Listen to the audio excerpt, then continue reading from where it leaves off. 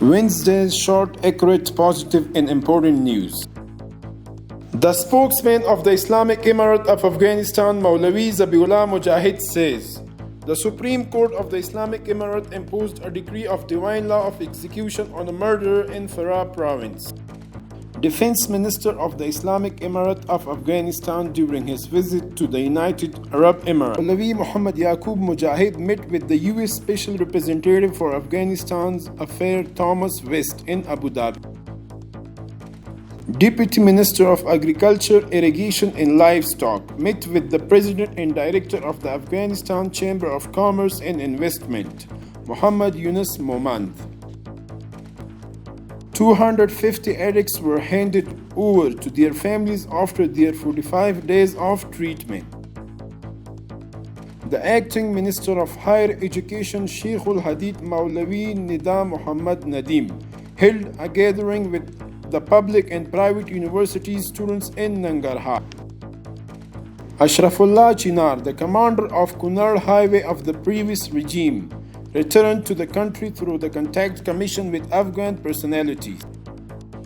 Kabul Municipality, 2 projects of road construction and light installation were put into use in the Siwan district of Kabul.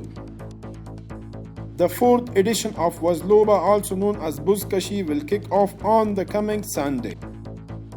Honorable Al-Haj Mullah Abdul Manan Umari, Acting Minister of Public Works, visited the construction work of the Ghazni Makar lot on the Kabul-Kandahar highway. The Acting Minister of the Ministry of Energy and Water, Mr. Mullah Abdul Latif Mansoor, visited the national and international exhibition of Imam Abu Hanifa Rahimullah and praised the development of the country's products by domestic companies and industrialists.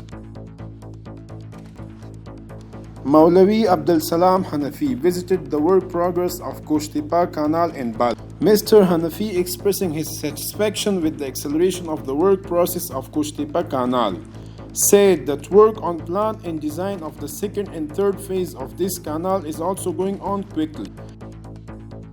Afghan Red Crescent Society has distributed 7 items of foodstuffs to 226 flood-hit families in Tagab district of Kapisa province. Aforementioned aid, each family received 50 kg of flour, 25.5 kg of rice, 10 liter oil, 7 kg beans, 5 kg of sugar, 1 kg green tea, and 2 kg salt.